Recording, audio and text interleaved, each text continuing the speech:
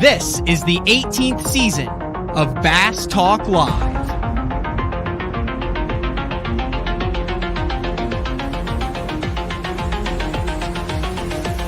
With your host, Matt Pangrac.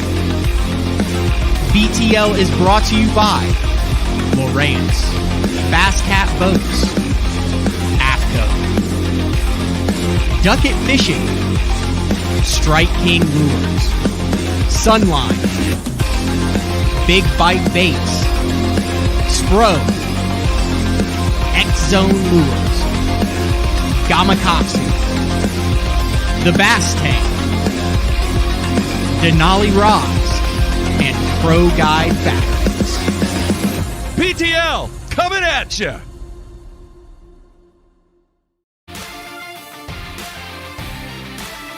Welcome to BTL on a Tuesday. It is January 25th, 2022. We have a good one today for you folks. You know, I said a couple weeks ago, I said, man, it's kind of like that dead week in fishing where nothing's really going on. Guys are kind of rigging their boats. There's no tournaments that are really going on right now, but it's going to pick up. Oh, it picked up last night. We got, 150 guys practicing for the first pro circuit event over on a very wet and cold Sam Rayburn in East Texas.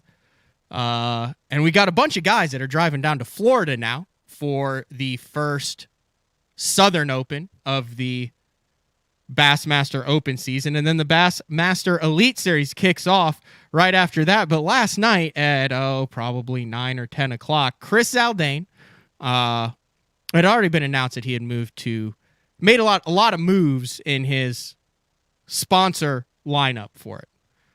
And we're going to get into this with him, but he had announced he had made a move to 13 Fishing. I think that had already been announced a little bit earlier in the year in January, but not really like officially kind of. And then last night, boom, video on Zaldain's Team Googan. So we have Chris Zaldain scheduled, and instead of stringing it along, we're just going to bring him right into the stream. And there's Chris. Good morning. Hey, Mark Jeffries, I miss you, man. That good morning salute you do every single morning, the start of BTL. Totally missed that, but congrats, Matt, for hopping in and taking the solo charge there. You're doing an excellent job. Mark, we miss you, but I'm glad to be on with Matt solo. Thank you. Yeah, did you notice in the first opening segment of the show, in the intro, I kept the BTL coming at you. Coming at you. I love it. Love it. Yep. He was, there's just a little minor thing that kind of went on behind the scenes, and he came in and he gave me a little piece of his mind this morning. It was vintage Mark Jeffries. we hugged it out. We hugged it out Nice. By the end of it. He was like leaving the studio yesterday, and I said something, and then he said something, and I was like, yeah, he kind of closed that door aggressively a little bit. Then he came in today, and he's like, you're not going to call me the rest of the day, and we're not going to get that straightened out. And I was like, I didn't know it. So yeah, dude, Jeffries is still around. He actually, and we'll get into all your changes and things that are going on there. But he actually came in and he's like, dude, did you hear about what went on in the bowling world? And I was like, what do you think that answer to that question is, Mark? No. And I guess there's a guy who said a curse word on the show and then like said some stuff that just wasn't good about like the organization stuff, and he got like fined and undisclosed about and put on like probation and stuff. And I was like, that's kind of similar to like what goes on the Elite Series, right? Don't you guys have like what happens if you like drop a F-bomb or something on live? There's an angler code of conduct that we sign every single year on the Elite Series, and if you break, that code of conduct, you could potentially lose. It depends on what you do, but if you drop a simple F-bomb, it happens all the time. You see it probably every other tournament or every 3 tournaments. A guy will speak his mind and unfiltered, and it definitely happens. But last night I was driving from Texas to Florida. I'm actually laid up right now in the panhandle of Florida. It's supposed to be sunny Florida, but it's like cloudy and 44 degrees outside. Yeah, because there's a tournament next week. That's why, Chris. Yeah, no, exactly. Yeah, yeah, and you got to hit the road here soon too to come down to Florida, and finally wintertime hits. But yeah, I was just listening to XM radio there, and just like going back to that, our president dropped a bad word on camera, and it happens. We're all human, whether you're the president of the United States or an opens angler. We all like to speak our mind. Problem is, there's so many cameras everywhere now that you have to try to stay squeaky clean. But how strict are they though? Like, I mean, are guys out there all the time getting fined? Like, do you come off the water and there's like the cursing police from FS2 or Bassmaster that's like, man, I need some cash. You dropped a bomb when you lost an 8-pounder today. No, they don't, and you'll get a slap on the wrist. But I think the most fine angler, I think, is our buddy Mike Iaconelli, and he's back on tour this year, so we'll see what kind of antics he comes up with next. But yeah, I think the most fine, and he's proud, and he's not proud of it, but he'll admit he's probably the most fined angler in Bassmaster Elite Series history. What can you get fined for? Let me think if I can remember. Do you get fined if you don't wear your jersey to the meeting? Yes, that has happened too. Yeah, a good buddy of mine, a California friend of mine, used to show up to meetings without a jersey or a jersey over his shirt, over his T-shirt. And I don't know why, but yeah, he would. I think he got fined for that. I do. I know they were warning him, pretty much every single meeting. That was back in the day when we used to have meetings before tournaments. Yeah. Do you get fined for not weighing in? No, nope. No, nope, that's not a fine. Fined for that. Nope. Potential fine for cursing on camera. Yeah, cursing, bad mouthing sponsors. I've got taken in the back a time or two and just kind of got warned on some things that we won't discuss. But there is definitely an angler code of conduct, and they do enforce it sometimes. I mean, without naming names, do you know anybody who was like, "Can you believe they fined me $50,000?" Like, has anybody ever just gotten absolutely? No, not that I can think of. No. As a whole, I think professional fishermen are like really well behaved. Like, oh yeah. You don't see many like Antonio Brown instances in fishing. We talked about that earlier, other than taking it to the house with Randy Haynes back in the day. That's a good one. That's a really good one. No, but there's been some epic mashups on the water and some words exchanged. But again, like nowadays, there's cameras rolling all over the place, especially when you get down to Saturday and Sunday. But when there's like that on the water altercation between two anglers, like you were talking about the Randy Haynes thing, that happens all the time. And it's so cool when a camera guy catches that, or if there's two cameras catching that. I remember, what was it? Matt Heron and Randy Tharp went at it one time. I was in contention that tournament too, and that's why I remember Bull Shoals, I believe. Bull Shoals in Norfolk. It was on Lake Norfolk Lake in the Ozarks there, and on the White River. And they had a little run, and they both had cameras in their boats, and the camera crew, they're paid to capture drama, whether it's drama losing a 6, 7, 8-pounder or drama between the anglers. I mean, we're all human beings. We love watching that stuff and consuming that stuff. Do they talk to you about like how to go about altercations on the water, or is that just left up to you guys? There's not like I know you guys had a meeting at the beginning. You guys have a meeting before every tournament. They don't sit in there and say like, hey, like this is the way you go about fighting each other in a gentlemanly manner. Nope. All at the discretion of the angler, and that's what makes bass fishing, man. It's to turn it's not necessarily a redneck activity, but it kind of is. To turn a redneck activity into a sport that we all love. I mean, that's what you get. You get all these personalities, you get all these egos flying out on the water, but that's what the fans like. It's kind of like professional wrestling. Each and every angler, each and every wrestler's got his own personality. He's got his own, quirks about him. And sometimes those quirks kind of mash up together and or collide with each other. And that's good television. That's good content, that the fans love consuming online. I mentioned in the opening of the show before I brought in a lot of stuff going on in Texas, talked about the pro circuit that's going on down there. And then last week talked about some of the giant bass that are coming out of Texas right now. And I believe Ben Milliken said that there were like 18 or 20 lakes in Texas that he believes had a 15 pounds or bigger in, and that he thinks he's had a handful. I believe it was a handful has had his bait within 18 to low 20s pound bass that he's seen on live scope. You and Trader now in Texas and have been, as evidenced by your attendance to Cowboy hats. Yeah. Cowboy hats and cowboy Yeah. games and a lot. Yeah. Yeah. A lot of Texas have you going on. gotten in on any of this crazy OHIV multiple 15 potential world record stuff, or is it getting ready for the tournament season?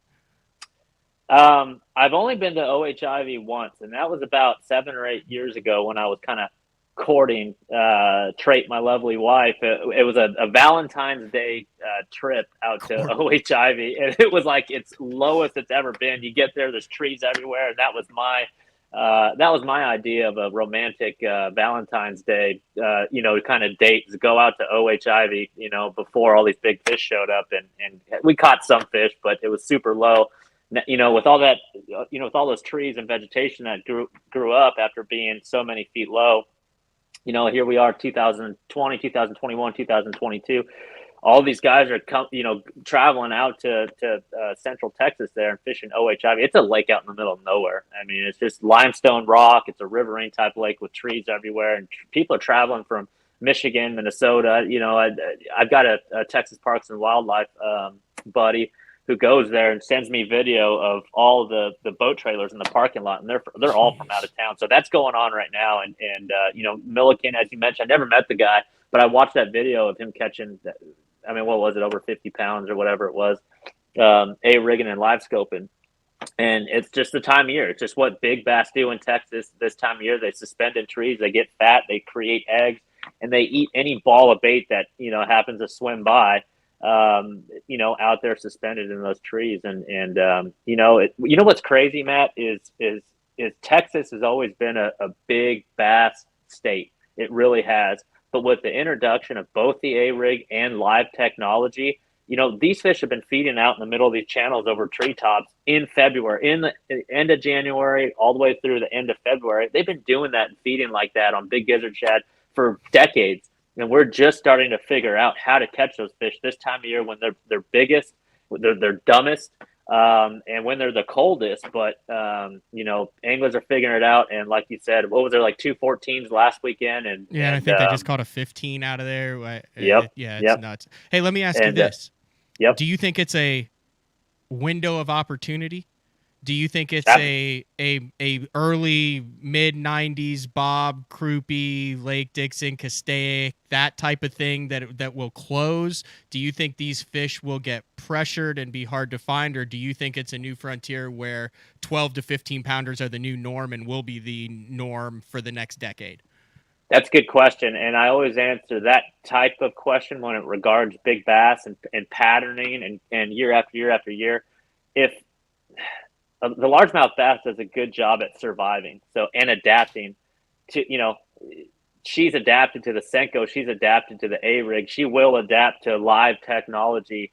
Otherwise, they really go extinct, and that's the way Mother Nature goes. So, we pattern bass, but the bass also pattern us, and they get smart. And just like you said, when the image in my head where you just said, you had one of the guests, Milliken, on saying, he's had 16 to 20 pounders follow his A-rig and he could see it on live. They probably look like big carp. I haven't watched the show. I need to watch it. The way he said it was so matter-of-factly. It literally, I was shocked. I was did I hear that correctly? Yeah. And he's like, no, it was just such a matter-of-fact way that he said it. I was like, this guy is either incredibly good at marketing, or he's legitimately had 20s. And then you look at the results and you're like, it's hard to not believe that he's had those fish follow his stuff.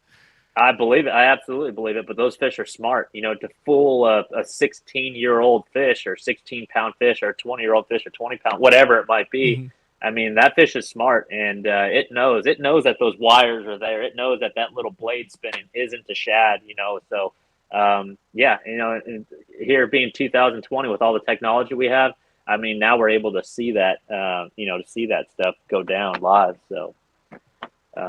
But yeah, to answer your question, it is definitely a window of opportunity, and it won't be around for long, guaranteed. They will start to catch, those big fish will start to catch on. That was a good chat. You want to get into it? Let's get into it. Last night, boat back quarter panel looks the same. Yep. Googan squad right there on the Oh, side. man. Drop the video. High production value. Sucker hit 10,000 views and hundreds of comments within hours. What do you got to say? Huge change, man. Huge change up. Here I am going on year number 10 already on the Bass Master Elite Series. And so much has changed. Like, this sport has evolved. You and I were talking about it in the green room. This sport has evolved and changed so much in my time and space in the sport of bass fishing. Prior to me, it was, the professional bass fishing model prior to me. So we're talking, late 90s, early 2000s. ESPN, the ESPN had a lot to do with projecting the sport of bass fishing to the world, to the bass fishing world, to the outdoorsman's world. And I was one of those kind of consumers and viewers. And, I wanted to be one of those guys on ESPN competing for $500,000 and all these giant logos and title sponsors galore and this and that. That was awesome. And that was something I aspired to be, in the early 2000s. And man, so much has changed since then. When I made it in 2012, that stuff was still kind of around, and so awesome to be on TV and to be on a TV show 2 weeks after that tournament happened on Toledo Bend or whatever it was. That was so cool. But here we are in 2022, and all the fishing content is either consumed live or on YouTube. I mean, period. And here we are streaming live on BTL, and you have a lot of followers, and there's no better way to kind of project what you're doing within the industry, within the sport, whether it be tournament finishes, how you caught them during a tournament, what your daily routine is pertaining to bass fishing. There's no better way to project that than on social media. And there is no question the Googan Squad boys have absolutely crushed it on the social media side, whether it be Instagram, Facebook, or YouTube, their staple. Those guys did a really good job at bringing millions of eyeballs to the sport of bass fishing. You cannot take that away from them. I don't care. Hate on them all you want. But they brought more interested minds to bass fishing,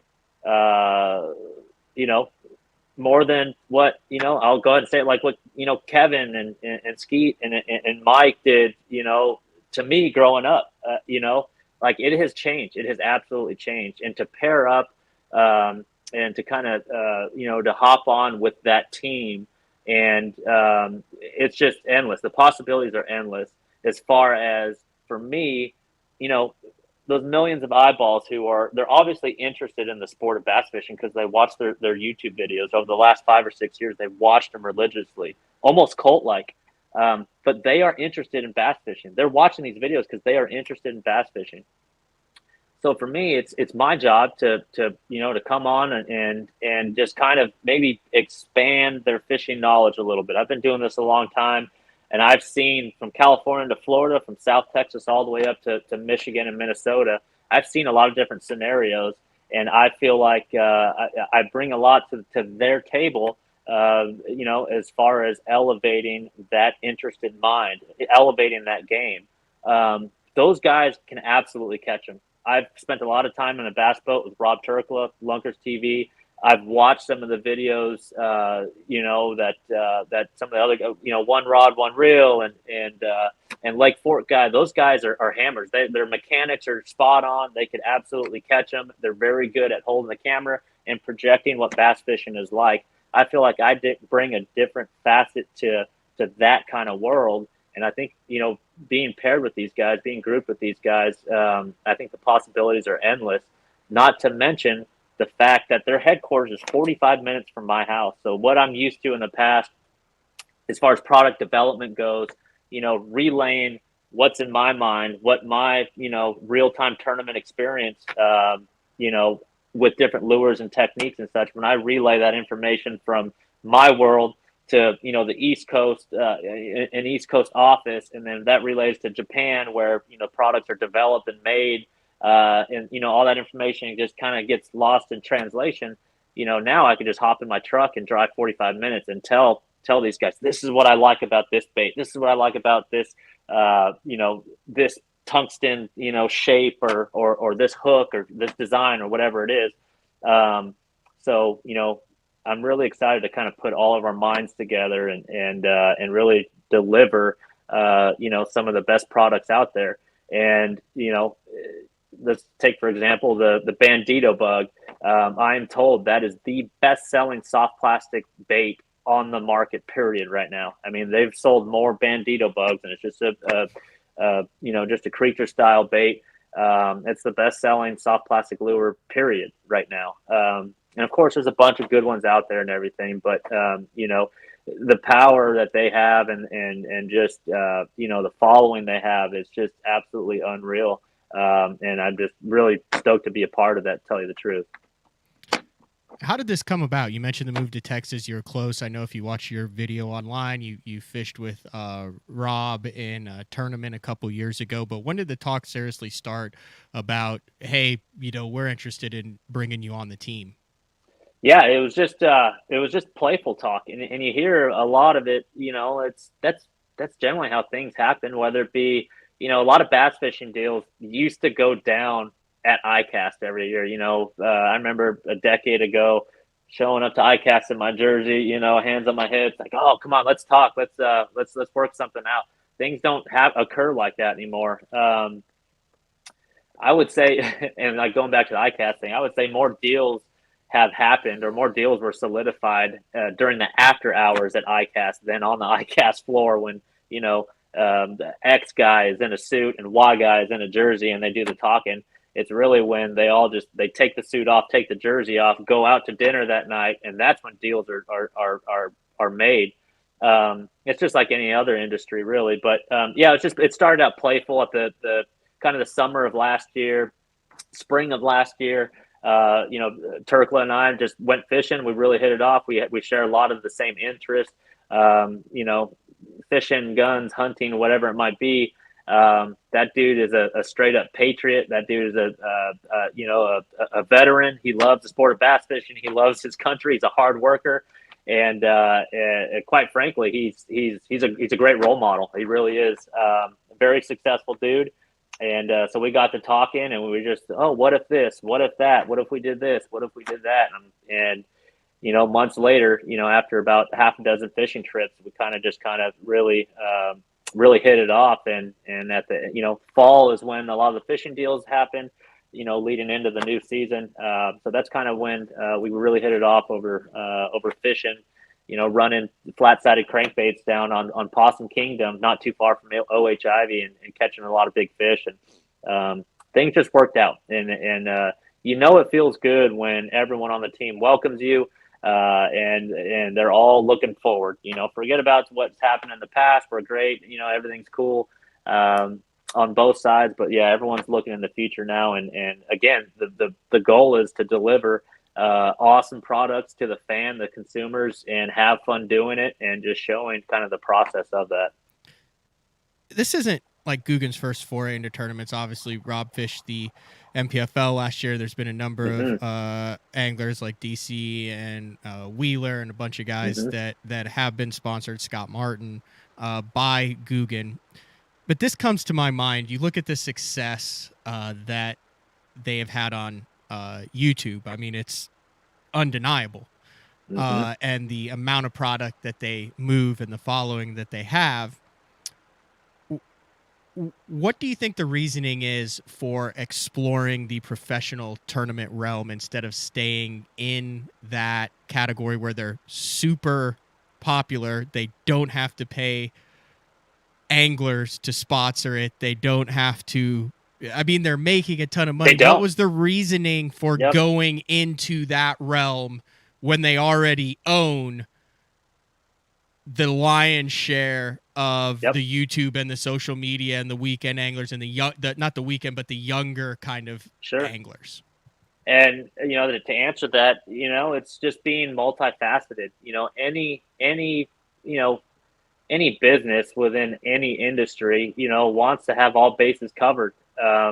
And no doubt they've killed it over the last 5-6 years. Again, whenever whenever a young angler sees a YouTube video of Rob or Lake Fork guy, they're like crushing it on Lake Fork with a watermelon red or Alabama craw, bandito bug, whatever it is, boom, sold out. And that's how fishing content is consumed these days, through YouTube, through social media. I'll tell you, one of the biggest, differences between a professional bass angler who's competing on a full-time circuit, 10, 12 major tournaments a year, logging 40,000 miles on their truck and boat every year. One of the biggest differences between that guy and a YouTuber or a Googan Squad guy, they both work equally hard at their own thing, but they're two completely different things. Those guys bust their butts day in and day out, whether it's editing, filming, talking to the camera. They let people into their everyday lives, and there's something to be said about that. Look at any other industry out there. I really follow the gun and hunting industry, and there's a lot of that going on too, where, and a social media cat just lets the audience into his everyday life. And if you have just a little bit of charisma, if you just have a little bit of character to you, I mean, that's you draw to it like a magnet, and it's just a very powerful marketing tool, and those guys have killed it on that end. But it's completely different than the tournament side. So yeah, to answer your question, them as a company, they're in, why are they in business? They're in business to be successful, make money, and it doesn't hurt them to be multifaceted. The YouTube side, the tournament grade bass fishing side, it's 2022, and those worlds are colliding right now as we speak. Look at you, for example, Matt Pangrek, host of Bass Talk Live. You spend how much of your time with Bass Talk Live, and how much of your time do you spend competing on the opens? Is it 50-50? Way more on Bass Talk Live right now. Absolutely. But you have to, like we talked about it in the green room coming in here, you got to have this kind of hybrid approach, this hybrid platform in this day and age in tournament bass fishing, because if you're one or 100% in one, 100% in the other, it's kind of like, okay, where do you stand, and how valuable are you to your sponsors? And you and I talked, with you doing what you do off the water and then what you do on the water. I mean, you got a whole bag of tricks, and that's very appealing to your sponsors. So how much input are you going to have in product development? Do you have a blank slate? Are you going to be promoting current products? Are you going to be up there talking about the clickbait and the blooper and the bandito bug, or are you going to have your own line of stuff? How is that going to work? Sky's the limit. That's all I'm going to say. Sky's the limit. Was that one of the things when you signed that you said, hey, this is important to me that I have some creative rights here? Absolutely. Again, being on year number 10 on the Elites, on tour, it's not even just Elite Series, just being on year number 10 within the sport, within the industry, that is something that is super important to me. I mean, I've been around. I know, like, when I'm fishing this 8-inch swim bait on tour and they're not biting it, like, in that moment of time, the camera's rolling and it's like, man, why aren't they biting this? This goes through my head. What if this was different about this? Or what if, this color or this hook rig was a little bit different? That always goes through my mind. I'm a real technical type of guy, and I like doing a lot of tweaking with my swim baits, with my crankbaits, jigs, whatever it is. I'm very technical. And when I signed on with these guys, one of the first things they said was, hold on, I'm in a meeting room. One of the first things they said was, oh yeah, here's so-and-so, and he's with product development. He's our lead designer, and the lead designer sits me down and he opens up his computer. Here's our, CAD design. And this is how we move the lines on this to create this. And you can see this sample in 6-7 days. I'm just like, dude, that's amazing. And so answering your question, the sky is absolutely the limit. And yes, I will be promoting the bandito bug, the lunker log. I'm so looking forward to heading down to Florida and throwing that stuff the first 2 tournaments down in Florida. All that stuff is proven. All those soft plastics are proven, and they sell very well. Yes, I'll promote that stuff, but I still I still need to educate myself on this. My truck is sitting downstairs here at this hotel, and the back of my truck is full of unopened soft plastics and hard baits from Googan. So I need to familiarize myself over the next month and a half. So I'm not going to tell you, oh, you need to throw this, jerk bait or this crankbait or whatever, this Googan that, because I think it's the best. I'm not going to do that. I'm going to learn about it with my audience, with people, and say, oh yeah, this is great. This is cool. And what I like about those guys is I don't ever feel like I'm stepping on toes. It's like, yeah, I'll never catch anything on this. This is great. I'll never catch anything on this. Is great. Awesome. They love that feedback. So the sky is the limit, no doubt. Is this something that you have kind of been putting feelers out for a couple years, looking in other directions, or is it a deal where you just had a bunch of money thrown your way and it worked out right and it was a financial decision where you were happy where you were? So when you reached out to me to do this show, Matt, it was we wanted to do kind of like a mean tweets show, right? Yeah, because there's some people that are saying you're selling out on this deal. I mean, I'll just straight out say it. They're saying, oh, dude, well, of course Zaldain's throwing Googan. He's got a pile of cash now. They just probably opened up their checkbook to get him. So here's the thing. What I'll say to that, again, we were going to do a mean tweets episode where you read off, all the mean and social media comments. Yeah, and they're always there, right? They're always there. And the Googan boys, they have gotten so much hate over the years, and it's with social media, everyone's got a voice, right? But an opinion. But here's the deal, what I do is my business, and for anyone that owns a business, people don't realize that every single professional bass fisherman is running his own business. And period. And if he's not looking at it like that, then he's behind. And there are a lot of guys like that. But just like any other business owner, you're in the business, to be successful and to make a little bit of money. That's why, Googan Squad is a brand and company within the fishing industry. That's why Megabass is a brand and company. They're all in it, to make money. It's to be successful. So when, you come at me and say, let's do a mean tweets episode, let's read off some of these mean social media remarks and memes about, Chris Zaldain leaving this high-end brand Megabass for Googan and 13. It's like, dude, sign me up. And here's why. Their opinions are cheap.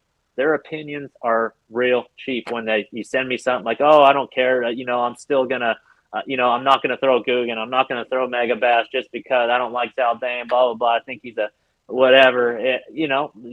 Cool. That's great, But the bottom line is when I'm out here having fun and building products and something I'm passionate about, I'm actually building something, trying to build something that benefits the fan, the average bass fisherman. I want you to catch more fish. So, until Joe Bob that writes, I don't like, oh man, he's a sellout and this and that. You don't know the whole story. You don't know the business that I'm trying to run as a professional bass fisherman in 2022. And to Joe Bob that writes that stuff, Joe Bob, I've never heard of you, but you apparently, you care enough and you've watched me enough to make a comment about a move I made. Apparently you've been watching me for a couple years now, and this is the first time I've ever heard of you. Are you pulling one up? Pull one up. Oh, this now. is the greatest one. Here's what it says. Am I the only one that thinks he's way overrated? They said, yep. I think he's more mustache and pit viper glasses. Yeah, that's awesome. I love it. I love a good roast. And again, I mean, that's funny. There's some meme accounts that people send me all the time, and I actually laugh. I chuckle. Again, their opinions are cheap, and the bottom line is this is a business, and you got to do whatever you got. Dude, Matt. Okay, how about the conversation we had at the end of 2018 when I was on with you and Jeffries, when every tournament professional bass angler was playing follow the leader and doing this whole new thing for money. I mean, to try this new thing and to grow the sport, blah, blah, blah. I remember, you guys said, oh, you're alone on this little island. You're going to stay on the Elite Series. Yep. And there was like 4 or 5 of us that stayed. That was a business decision. It turned out to be a great business decision. So here we are, at the end of 2021, faced with another big decision. Do I continue doing what I'm doing? Do I feel like I'm maxed out here? Do I feel like, do I feel like there's bigger and better and more opportunity over here? It's all decision, just like, tournament fishing and patterning fish. It's all about decisions. Hopefully you make the right one and follow down a path. But as far as like all the memes and the comments go, the one with the cowboy hat was pretty funny where Trey was. It is. No, it is great. It is. I laughed at that one. Yeah, Trey does a good job at. And I've told, she gets a lot of hate. She's a woman in the bass fishing world and a man's sport. And over the years, it really used to bother her. A decade ago, it bothered her, and it would just ruin our nights. It would ruin my night, her night. And she'd be mad for days. And now I'm so proud of her because she's learned to just, whatever, dude, laugh about it and move on. And that's what the bottom line is really when, I grab my phone and open up that banking app, and it's just like, okay, we're moving along. We're trying to succeed in this sport of bass fishing. But again, my taste for high-end stuff hasn't gone anywhere. I'm still a snob when it comes to badass rods and awesome fluorocarbon line and these little tungsten weights that make this lure do a certain thing. I still have that kind of snobbiness about me, and I will continue to have that, and I will continue to challenge the companies I work with to deliver the best products that help me put more weight at the top of that Elite Series leaderboard. And again, that's what it's all about is building cool stuff to deliver to the fans and to the fishermen. I definitely want to get into that. I want to get into that next and talk about that. I want to talk a little bit about Megabass and the loyal following that you have there. Sure. And why there seems to be so many people who are upset that an angler that does not, like they're going to wake up, their breakfast is going to be the same, the job is going to be the same and stuff. It's what they follow. But there's a lot of people that are upset about this. And I didn't realize that like the Megabass army was so strong, and there's a bunch of guys. So we're going to take a quick break. When we come back, we'll talk a little bit about that. I want to dive into a little bit more about 13 Fishing then, what your plans are with those rods and reels, and then go from there. So it is BTL on a Tuesday with Chris Zaldain. We'll be back. The Ultimate Fishing System by Lowrance. Your choice of powerful fish-finding tools, all connected. From sonar and trolling motor to navigation and networking. To fit the way you fish. All with touchscreen control from HDS Live, the heart of your system. Find more, see more, catch more. With the Ultimate Fishing System by Lowrance. Upgrade to the Ultimate Fishing System and get up to $1,000 cash back. The new Puma STS has been redesigned from the ground up. With the angler, design, function, and performance in mind, nothing on this new offering was compromised, and the only thing carried over from the previous version is the name. Based on the Soft Touch series hull that started with the flagship Jaguar, this new model is nimble and performs incredibly well at all speeds with either a 250 or 300 horsepower engine. Featuring a new 96-inch wide-body footprint, this hull measures out at 20 foot 7 inches in length. Industry-leading design coupled with tournament-winning performance. The Puma STS from Basscat. Feel the rush.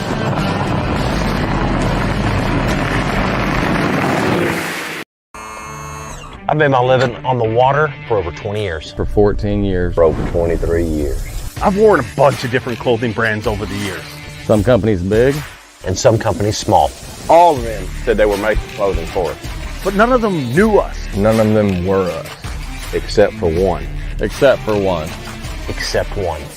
AFCO. AFCO. AFCO. AFCO. Fishing isn't part of us. It is us. The KVD 100 jerkbait. 15 different colors. A perfect combination of roll, wiggle, and flash. Increased castability. 3D eyes. Premium black nickel hooks. KVD. Tie one on. Striking lures. Elite Series Pro Daryl Gleason here. My Pro Guide batteries keep me going on those long tournament days and long practice days. Always plenty of juice, never fail. The best part about Pro Guide Batteries, it's the people behind the company. They have over 40 years experience in the battery business, keeping all of us fishermen out on the water longer, catching more fish. Check them out at ProGuideBatteries.com. What's up, Bass Talk Live fans? Brandon Polnick here. And ever since I won a couple Bassmaster Elite Series events on X-Zone Lures, I've been getting a bunch of questions of what makes them so special and different. And really, the truth is, it's in the details. The little details, things like no cheap fillers in their plastic. That gives you more lifelike action, more realistic and vibrant colors. But don't just take my word for it. Go to www.xzonelures.com and check them out for yourself. Welcome back to BTL on a Tuesday. We are talking with Elite Series Pro Chris Zaldain about some major sponsor moves in 2022. Just finished up a segment about moving to Googan Baits. That includes clothing too, right, Chris? Yeah, oh yeah, and their stuff is sick too. I mean, that is a pretty rad hat right there. They've got a bunch of cool kind of modern stuff. I mean, this is, I know you're with AFCO and everything, and these are, a lot of people are hopping on the kind of the high performance hoodie fleeces, with the gator and stuff and everything. AFCO makes a great one. These guys make an awesome one. It just feels so comfortable, especially with the weather it is, we have outside. I'm currently sitting in the panhandle of Florida.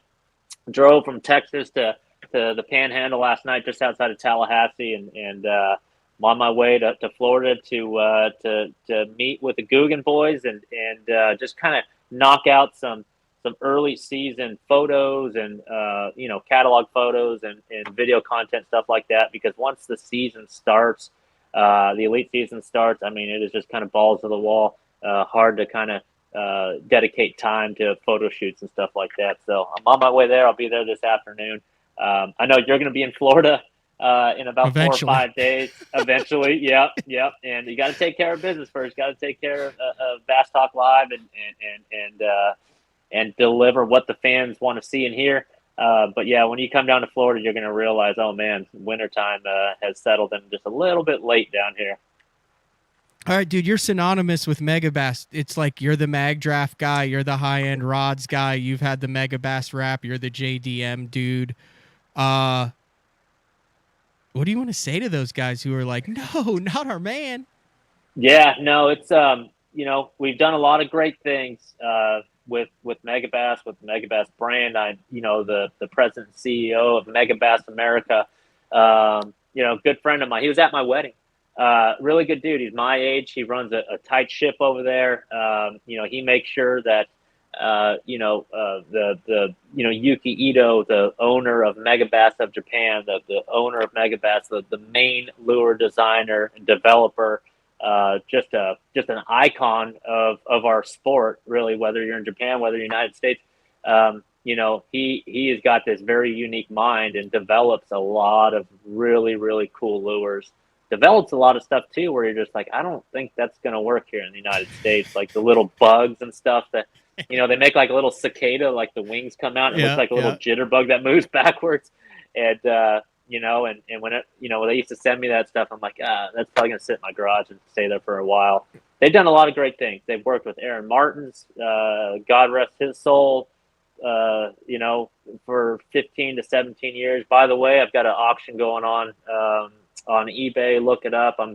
Trate and I are auctioning off 3 Aaron Martin signature series Orochi XX rods. All the proceeds are going to go right to Leslie and the family. And I think right now it's at about $2,100. So if you got a little bit of cash to spend and pretty much just donate to his family, you can go on and auction. Put a bid on 3 of those XX rods. I might throw in a little extra in there too if it gets really high. Awesome. So that's cool. And he's done a lot. Edwin Evers has done a lot. Luke Clausen has done a lot for that company, and we've all learned a lot moving forward. But and moving on from them, it's not a malicious. I'm mad at him. I'm mad at this, and no, we're great. Good terms. This industry is too small to have that kind of animosity towards each other. And the fan base we've grown it, it's huge, and it seems like every time I click on social media, I think it's just Instagram throwing this stuff at me. I see the old school woodland camo Megabass hats and the yellow patches. I see it everywhere. I really do. And I had a huge part kind of delivering that stuff. And I'm looking forward to what's around the corner for me, but we did a lot of good stuff there. And but when that hardcore, JDM Megabass fan, writes on my page or whatever, oh, you sell out or this and that, I'm like, dude, I still have that taste for high-end stuff. I still want to build and am going to build high-end stuff. It's just going to be under a different brand. People have to realize that just because a product has a giant price tag on it, doesn't mean it's necessarily, that quality or that grade. And it's just like anything else. It's just like any other industry.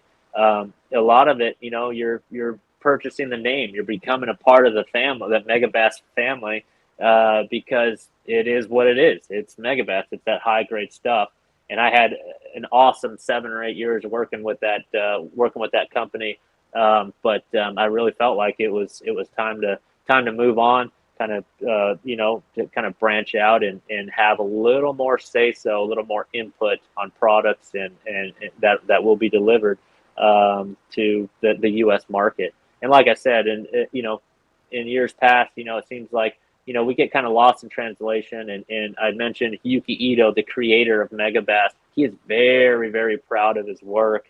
And it's kind of hard to kind of tweak or undesign one of his grand creations, So with that being said, moving forward, I'll have a lot more input on product development than I had in the past. I mean, if your heart's set on spending $300 to $400 for a rod and reel, you can get that job done at 13 too. They offer some high-end stuff. Absolutely, and of course, with this day and age, with supply and demand, and more demand than supply, and componentry, 13 Fishing really kicks out some sick rods with some epic, componentry. Like some of the best and lightest guides. The way they wrap their graphite, it's super high modulus, very, very crisp feeling. There's 2 lines of rods I'm excited about throwing. There's the Envy line of 13 rods, and there's the Omen line. And the way I kind of put it in my head when I'm sorting through the stuff, I was in my shop the last couple of days. The Omen line is like the $180 price range, and the Envy line is that 300 plus that I'm used to, and $325 for this sick flipping stick. You're paying for that feel when you're in Florida and a cold front comes through. Like, you feel that fish pick up that lunker log, and how is that? Does that sound pretty good? Well done. You feel, sounds right? natural already, Chris. Yeah. That's tournament bass fishing right there in a nutshell. No, but I'm really stoked to explore this line. So like the way I have it in my mind, the Envies are for the elites, the Omens are for the opens. So that's kind of the price point there. Envies are 300 plus. The Omens are about $180, and that's a great price point. And the rods are super well balanced, very, very crisp. And I'm really excited to explore the whole line. There's one rod, and I'll tell you right now, when they were almost like they were showing off when we were talking about hopping on to 13 Fishing. There was one rod they sent me. It was the very first rod they sent me. It was an 8-foot swim bait rod. They've got a heavy and an extra heavy. And those are the 2 rods they sent to me first because I knew I'd be drooling over them. And these 2, they're Omens. They're $180. It's the best $180 swim bait rod I've ever used. 8-footer, perfect for those 8-inch mag drafts. I love throwing. I like the extra heavy for those big glide baits, those depth 250s. I love throwing the giant tater hog. You guys saw a lot of that Lake Fork footage on the Elite Series last year when I'm throwing this giant rod with a butt, that's 3 feet long and it's tucked up against the, the rod that they sent me. It's an Omen swim bait rod. There's 2 of them, an 8-foot, heavy and extra heavy, like the sickest swim bait. And I'm not just saying that, the sickest swim bait rods I've ever put in my hand. And I'm excited most about those. And then also the Envy line. At $300 plus, you get what you pay for, and they've got this really 6'7'4" medium light action rod. And it's going to be the Great Lakes special rod. Every time you go to the Great Lakes, you need the extra length. And the crispiness of that graphite, it's awesome. Everyone makes a good rod these days. But I wouldn't go to a rod and reel company just for a paycheck. I really believe that these rods are sick. Like, they did a good job at kind of luring me in with those swim bait rods, because they are awesome. And again, direct line of communication with the rod developer and the product development guy. And that is very important to an angler like myself. I'm thinking 100 flex Sakic. Nice. In the Eastern Synergy. Yes. Psy-Core. Yes, absolutely. So that for those who don't know what we're talking about, those are hockey sticks. When Matt, and I'm a little older than Matt, but we both played hockey growing up. No, we're the exact same age. You're like a month older than me. Oh, You're wow. 84, I didn't realize right? that. 84. Yeah. I'm August 18th. And so we both played hockey growing up, and that was like the badass, graphite hockey stick growing up.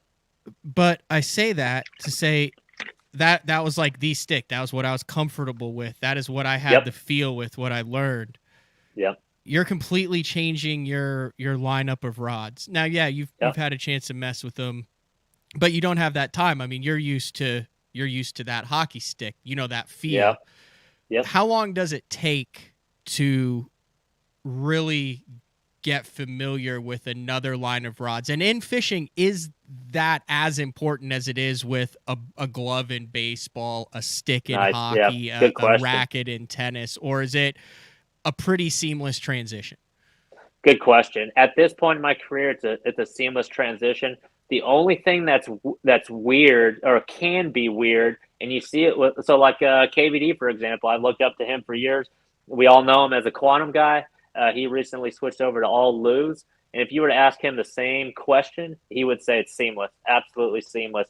The only thing that could be weird are the reel seats, and that's only because that is what is in contact with your hand. And if one little angle is off or different than what you're used to, then that'll take a little bit of time to get used to. But nowadays, everyone's got a 7'3" and a 7'4" medium heavy rod. Everyone's got a 7 foot or 7'1" heavy rod. And so the actions and the graphite are very, very similar from Megabass to 13 fishing. It's just like the reel handles, the reel seats, the things that actually come in contact with your hands and fingers that you have to get used to. But that Redfish Cup Championship that we had down there is a Yamaha presented event. I got partnered with a Redfish Pro down there in the fall of 2021, just a couple months ago. We won that tournament redfishing. Right before that tournament, they sent me some reels, and 13 fishing reels are built for that saltwater brackish. And I had it down in saltwater. This 13, it's a Z concept. And it's bearingless, doesn't have bearings, and I liked it because it was Z and all that. And man, I torture tested the heck out of that reel. I purposely didn't wash it down during 6 hard days of saltwater use. I mean, drag pulling big reds, throwing big swim baits, long casting with braid, and I purposely dunked it in there. Dunked it in the saltwater one day and just let her rip. There was no sounds, there was no grinding, there was no binding at all, and it passed that torture test. So, after that week, I'm like, I want to expand the whole, and I want to learn the whole reel line. So, got Concept Z, Concept A, and Concept C's, and basically, I've got them. There's a white one, a black one, and a gray one, and I'll be exploring all of them this coming Elite Series season. Hook wise, I've seen a couple questions about that. Where are we going? Yeah. What are we actually hooking our bass with? Yeah. At the moment, Googan hooks, and it's soon to be. Really? Yep. And it's soon to be. So I also got on with Bass Mafia. Mm-hmm. Bass Mafia is known for its high impact, high grade, very, very Gucci kind of tackle storage. They kind of invented that high grade tackle storage. I like that. Yeah, man. Yeah, dude, you can run over the boxes. but now you look around and now, the other brands, the Plano and Flambeau, all have this kind of high performance Gucci tackle storage box. We all like to take care of our hooks and terminal tackle and crankbaits and swim baits. And they, I got hooked up with them, and let's just say they're going to be expanding their line. So not just tackle storage. So I'm really excited to be a part of that. And then also, Trocar hooks, I've been with that Eagle Claw company. My wife's been with Eagle Claw for years and years. Again, very, very thankful for the years we spent with that company. Awesome family-ran company. But unfortunately, as you kind of move forward and step into different worlds and kind of see a direction, you got to go with that direction, all or nothing. And we had to part ways with Trocar and Eagle Claw. So all those years of using those ultra sharp hooks and all those years of getting cuts on my fingers from rigging up, I'll be making a transition there as well. So definitely thankful. Both my wife and I we're just so thankful to be a part of that company. And but again, that has come to an end, and we're just looking forward to the future. On the water side, I mean, this has had to have been a crazy off season, dude. Have you had any chance to focus on what's coming up with the schedule, with the season? I mean, you're 10 years into this thing, and you're still looking for the first regular season blue trophy. Yeah. Yep. Where do you stand now, do you think, as far going into the year? You got a boost? You got a boost where you're like, man, I got all this new stuff. I'm looking fly. I've got the new Googan stuff, the rods, the reels. You think that will translate to the water? 100%. 100%. This is a feeling like I'm heading down to Florida, and I used to dread going to Florida because I know what to expect in Florida. It's not my style of fishing. Yes, I love punching big rods, straight braids, love the 8-foot rods, catching big fish and targeting big fish. But Florida it's not like that. It's only like that 8 to 10% of the time when the weather is right. So weather dependent. This time around, I'm driving to Florida, and I've got this feeling about me. It's just like I'm truly excited. I don't feel like I'm restricted in any way. I feel like I'm super free. Like this interview, I feel like I could talk about anything because the companies I align myself with, they're all cool. They're all younger dudes. They're all they're all after the same thing and delivering really sick content and products. We're all on the same page there, and I don't feel like I feel like I'm in more control. I really feel like going into year 10, I feel like I'm in control of the sponsors, the brand. And that translates to fishing. If you feel good, outside off the water, you're going to feel good on the water. And I'm still as hungry as ever. I still don't have a blue trophy. I've got some kind of weird wins. I've got co-angler wins and postseason wins and a redfish win. I got the weirdest collection of trophies. You've got an open win. I got in a defunct Western Open. Exactly, and now defunct. Exactly. So my trophy collection looks really weird, and I think year number 10. This is the year to finally get one of those blue trophies. I had 1 million second place finishes, 1 million thirds, come close a lot. But there's a lot to be said about feeling good and the people you're aligned with. I'm not avoiding any phone calls. I'm taking every phone call. I want to move in the same direction as the people I align myself with. Just really, I feel great. I feel great. So, in this year's Classic, being in the Carolinas where there's big spots that roam, ugly, flat points that I love fishing, like Lake Shasta, Lake Oroville growing up at home. That tournament can be won on all spots. It really could. We're talking about Lake Hartwell in South Carolina in March where they bite fake rubber fish that big in clear water. I'm really, really looking forward to that event. But I'm one of those anglers that doesn't like pick a lake on the schedule and like, I'm going to kill them there. Like I can only think as far as what's next, and what's next is the St. John's River. And I've only but I've only really killed it on the St. John's, maybe 1 year out of 5 years that I've been there. And it's a very, very tough nut to crack. And then there's Harris Chain right after that, brand new lake, a brand new chain of lakes to me. And I love fishing fresh, man. I love going down the lake and there's nothing but grass. It's a grass bowl and I'm going down the lake and I know Harris Chain's got bridges and rocks. And, you know, I'm always going to have the swim baits tied up, and just on a whim, you know, fish a swim bait, fishing it uphill on a rip rap, you know, causeway in Florida.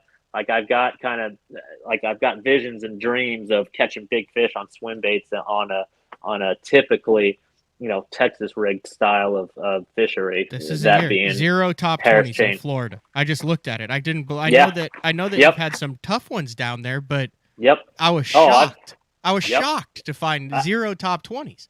Yep. I think I've got like a 23rd, 22nd or 23rd. That's the only time. And that was a tournament where I was throwing a jerkbait on main bridge pilings on the St. Johns River, and it's never been the same since. Yeah. And it changes every single year. And I'm ready for those changes. All my gear is all brand new. My Seaguar line, everything's just new and fresh.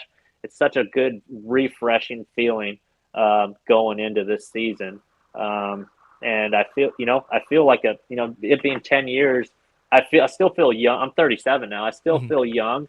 I still kind of have those feelings as a rookie, but then also I still feel like, and you know, now after 10 years, I feel like I'm starting to get like veteran status. You know, it takes a long time to, you know, just show up to these lakes and venues and kind of know already kind of what to expect with some minor tweaks. It takes a lot of years and knowledge and miles traveled to kind of get that kind of feeling. And I talked about it with you. This last season, the Opens, Matt, you killed it, and you've got a great natural instinct where you go to a lake and you know what kind of should be going on. You just lack the years to back that up. And with the experience and the miles that you're logging, especially last year, I know you learned a lot last year. You going into the 9 Opens this year, you're well equipped to really kill it this year. Yeah, because you were following Trait. You got to see my meltdown at Oneida, and you were the first person that I came across after I caught that 6.6 smallie on the last cast. And you got shaking, to see dude. literally the lowest of the lows and the highest of the highs, and you're just sitting there smiling. I love that about tournament bass fishing. That's one of those things. You had to be. I remember both times, because you're a spectator. You're watching Trait, you're taking care of her, you're doing your thing. Both times, within 30 seconds of me, you had a beer in my hand. Yeah, I did. Yeah, because I was just standing around the ramp. I could see it in your eyes, man. You said, "Hold on a second." You deserve it. I could see it in your eyes. You deserve it. I know how you are on the water, and you deserve it. All right, I want to wrap up a couple things. We'll let you go. I know you got to get on the water and get some filming done. First off, I do see you do love the Zaldangerous name. How did that come about? Dude, Brandon Polinick, him and I used to room together like in 13 and 14, 2013, 2004, or 13, 14, 15-ish. And it was back when I first started flirting with top threes and top fives, and I showed a little bit of consistency there. And when he was stacking blue trophies early in his career, I guess he felt like I was just dangerous and always kind of flirting with messing around and getting a blue trophy. And I think it was like 2015 where we were like leaving a Airbnb or something, and he called me Zaldangerous, and it just stuck. And then, of course, Facts the Fishing, Dave Mercer got wind of it, and he started calling me that. And I'm like, dude, this is awesome. It's different, and we'll roll with it.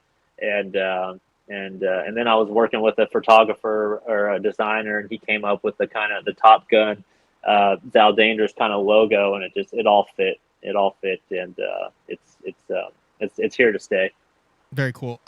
Next thing, are you going to actually be doing filming with the Googan Squad and the guys that they sponsor, and a lot of stuff with Rob Turkler? Are we going to see like content weekly, daily? I mean, it's crazy the I don't know of content.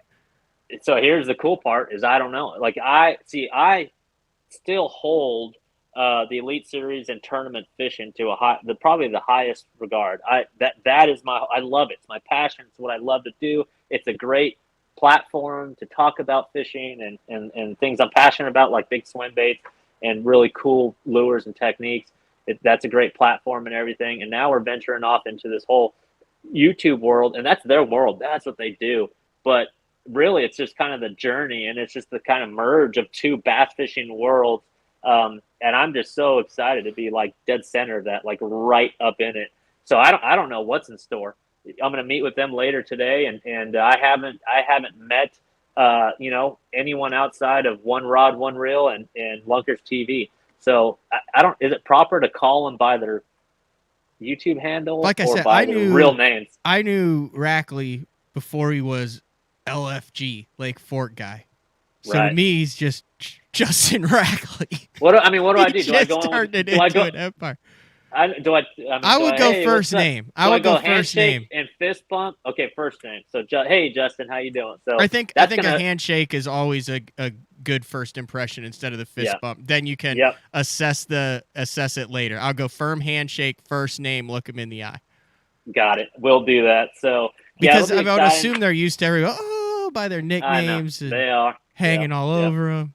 Yep. And if you haven't seen the rap video on YouTube, I dropped it last night. And, like I said in that video, the very first time I met Rob, he had this line of people at a freaking charity event takeoff. Like it was like 6:30 in the morning.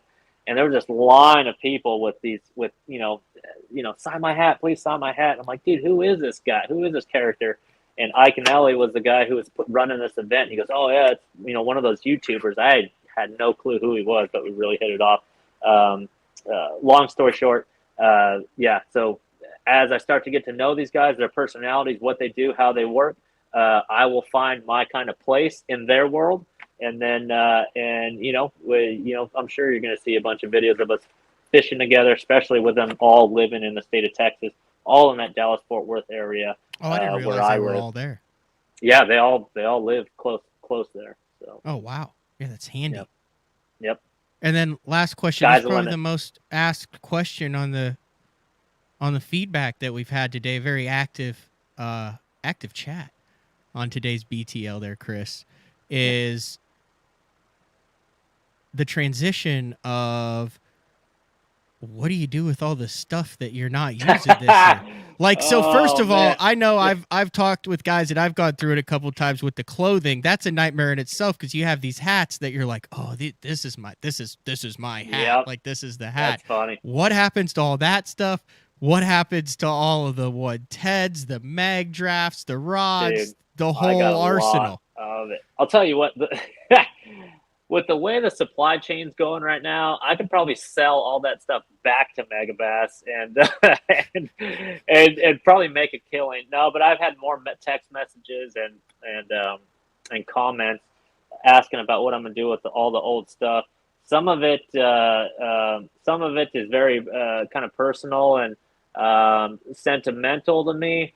Anything that's got Aaron Martin's name on it, I'm going to keep for myself, except for those 3 rods that we're auctioning on eBay, and that the proceeds are going right to his family. But man, I've got a lot of mag drafts and spark sheds and 110s and stuff that, to be completely honest with you, most of it's going to sit in my shop unless the local high school or college kids happen to see me at a gas station or something, or a local lake, and I like their charisma and their character, and I'll bring them over to my house and let them go through it. And so if any of you kids or any of my local guys, Azle High School or any of the Dallas-Fort Worth college kids are in the area and they see me out and about, ask me about it, and I'll hook you guys up. Are you a high school fishing coach? Yeah, Trait and I, when we have the time, Azle High School right there just outside of Fort Worth, we will take those guys out. I've actually never been involved in a tournament, but we do, all the stuff off the water, all the meetings. And I show up to the weigh-ins and just kind of lend advice to any of the kids that want it. But Trait actually participates in her boat with the all-girls team there, so that's kind of cool. I kind of want to close this out, and I have a comparison that I thought of on the way into the studio this morning, Chris. And I remember when it was probably about 12 or 13, and our family went to Crescent Butte, Colorado on vacation. And then a little bit from there, we went up to this little place called Tin Cup. Had family friends. It's a old mining town, ghost town, but there's some houses up there, and we stayed up there. I wanted to get into the trout fishing. Yeah. Fly fishing, whatever. Had no clue how it was done, but there are sections of the river that are fly fishing only. Right? And I didn't have any idea like what fly rod. I mean, I fished every single day, but I didn't have any idea on the fly rod. I had no one there. My dad never fly fished, so we got it. Yeah. And I didn't have any idea of how to get into it or what I wanted to buy or anything. And I remember I went down to the river and there were trout snobs down there. Yeah. And I didn't really get in, and I guess I got in some guy's drift wrong, and I was below the river, and I didn't. And it kind of soured it for me a little Turned bit. you off. And then I even noticed that when I went up to Alaska with my buddy Owen. You know, we're in the Steelhead River, and I know all the etiquette now, but, you know, I'm not going to throw a fly rod because I never learned it. So I was using, you know, the cork with that. And, man, the fly guys were not having it. Like, it was we're in a different class, you don't belong, that type of thing. Sure. And I started thinking, and I was like, man, we have to be really careful in the kind of serious tournament community. I'm guilty of this. I think you can be guilty of. I think everybody who is. We assume that everybody knows what's on. Everybody knows how to do it. Everybody knows what's up. There's a reason we do it, and this is why we do it. And it's really easy to lose perspective that there's a lot of guys that want to learn it, that have a passion for it, that have an interest in it. They're the 12-year-old me with the fly rod that doesn't know how to get into it and get introduced to it and have decent stuff and have kind of a mentor and an introduction to it. And they end up turned off with it. Not because we're in this industry want to turn them off to it, although there are some that are, I'm a tournament, I'm better than you, but because we don't realize that we're turning these people away. And one of the things that I really appreciate about Googan and other companies that have done youth products, like Lose does really well with some of their combos and some of their introductory things. And but Googan has really been, in my opinion, and like I said, they're growing now, but when it came, that's that introduction to where when I'm 12 and I go down to the river, it's that says, okay, here's kind of my in, here's the basics. I know this stuff works. It's cool. And here's a group of other kids around me who want to learn this same thing. So even though, like, for a higher guy, you look down on it, like, I needed a Googan when I was the Googan squad kind of deal when I was at 12 to get into it. And I try to put that into perspective. I don't know if that was a long rambling story. That's great. Yep. That's awesome. That's where I saw it's so valuable moving forward and why. And it's not, we say it's entry level stuff. There's a lot of high end stuff there too. A lot of high quality stuff that's been used in tournaments. Like I said, Jacob Wheeler, DC, number of different guys, Scott Martin, you on it, but it's that initial pond cool deal to get the kids there to where they go in and they know this stuff is cool. I watched this guy catch it. This is how I cast. This is how I rig it. This is how I do it. And you know what that leads to? That leads to where you're sitting. Yep. That's exactly right. Or that right. leads to them growing up with a passion, with a hobby, and teaching their kids. And you really want to talk about expanding and growing the sport. Like, Googan has really actually grown the sport. Yes, they have. And there's nothing that can get that big that quick without having detractors, without having naysayers and things to it. It's just the more attention that there is to something, the more percentage that you're going to hear negative stuff about it. But as a whole, that was kind of my piece on the Googans and getting into it. So I thought that it's cool to see what you're with and you kind of growing with them and seeing where it goes for the next 10 years. Dude, we're almost 40. That's a great final thought, and I really appreciate that. And that's an interesting perspective because you easily could have went the opposite way. But here you are hosting BTL, and now the same kids, the same crop of young anglers you speak of have BTL to watch. Those are all future BTL listeners and watchers and learners. And again, you easily could have took this path and said, no, let's follow this hockey career or whatever it is. Oh, no, trust me. I tried to follow the hockey career. Yeah, pretty quick.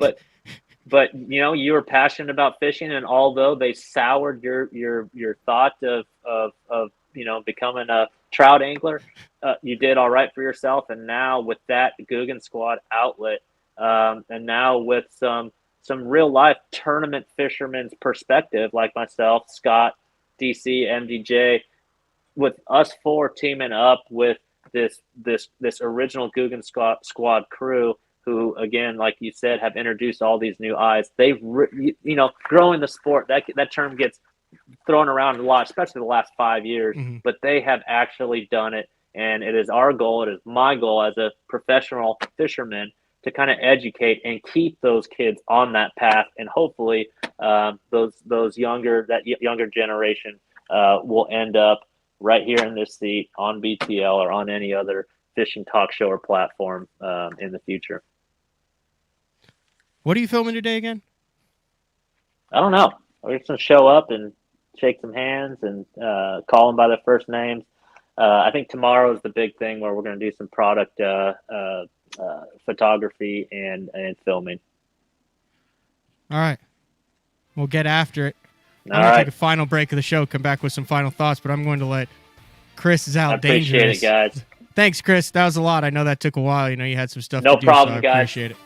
I appreciate Take it easy, Chris. fellas. We'll catch you next time. That was Chris Zaldain, and man, he went into it a lot there. A lot of big changes, and I agree. It is kind of interesting how there are certain people who like just really, you know, I only use this because this guy uses it and doesn't. But I think there's a number of reasons behind it. Some people just like dudes.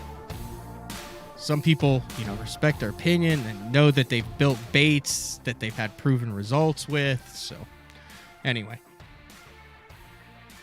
we're going to take our last couple commercial breaks, and then we'll be back to close out BTL on a Tuesday. Combining one of the most popular hook styles with Gamakatsu's beefier Superline offering, the Gamakatsu Superline Offset Round Bend delivers the strength necessary to target big fish in heavy cover. Well suited for braided line and heavier fluorocarbon, the Gamakatsu Superline Offset Round Bend is built using stronger Superline wire that allows anglers to easily fish a finesse worm around heavy cover. The round bend offers a larger bite area, perfect for any worm presentation, while increasing your hookup ratios. The newly enhanced Z-bend holds your plastics on the hook longer, reducing the number of pull-offs and reducing damage to plastics. Available in 2/0, 3/0, 4/0, and 5/0, this is the most durable worm hook, designed for heavier lines that hold your bait on longer. Preparation is key to success. And that preparation starts well before you ever hit the water. You're only as strong as your connection to the fish, and your line is that critical connection. Confidence in your line every minute of every day on the water is a necessity, and failure, it's not an option. Sunline makes the fluorocarbon, nylon, and braided lines to give you the strength to guarantee your confidence.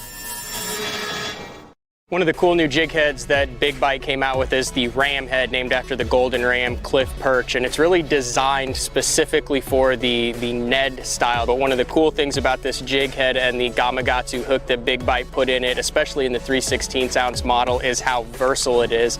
You can actually rig it 4 or 5 different ways instead of having to go through a myriad of different jig heads. This will get the job done. A bunch of different jig heads. You can actually very efficiently get the job done with the new ram head. The Spro Little John crankbait has been around for almost 15 years, and it is one of my go-to crankbaits whenever I need a fish in the boat, so you can never have enough new colors.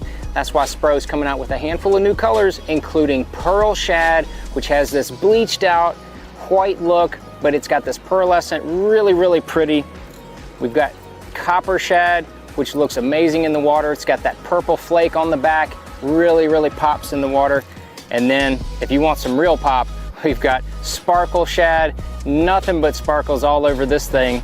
And then last but not least, we've got the Matte Sexy Shad, just a really different looking color for a crankbait. So you want to give them a little different look, that matte sexy shad is definitely the one to go with. All these colors are available in the original Little John and the MD.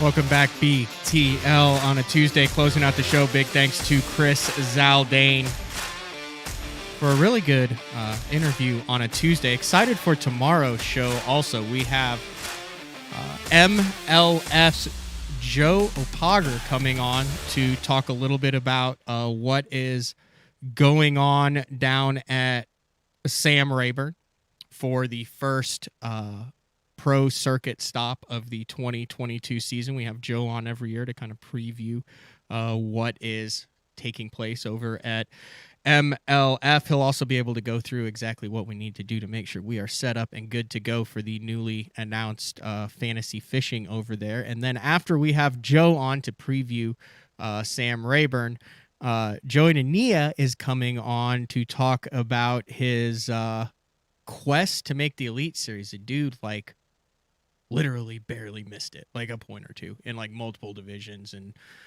yeah, he won one though. So he's going to come on, talk about his plans to make the Elite Series this year. Also the TV show. He's got a bunch of other stuff going on. Long overdue to have Joey on. I actually saw him on the water a bunch last year during the Opens, and I want to ask him about his style because I think he does a lot of running.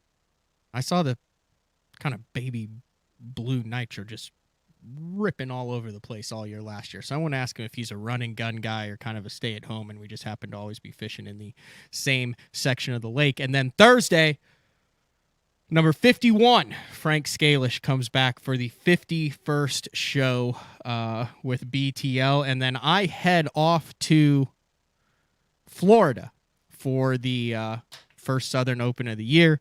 Going to go down there, practice, I think, 4 days for that. So next week, there will be BTLs on Monday, Tuesday, Wednesday, and a day 4 on Thursday. We are just filming them this week. So a really good guest lineup that will run next week while I'm in Florida trying to catch a bass. So no instant feedback. They still will come out at 8:30 in the morning, Monday, Tuesday, Wednesday, and Thursday. Also on your favorite podcast platforms. If you're having any issues with the Spotify download, for some reason, like 1 out of every 10 shows is only downloading like half. So I've been in contact. Jeffries has taught me how to be efficient and effective in the service category, I guess, where you're like, hey man, this stuff needs to go out. So that's what's going on with that. Once again, big shout out to Chris Zaldain. We will see you guys tomorrow with Joe Bogger and Joey Nani.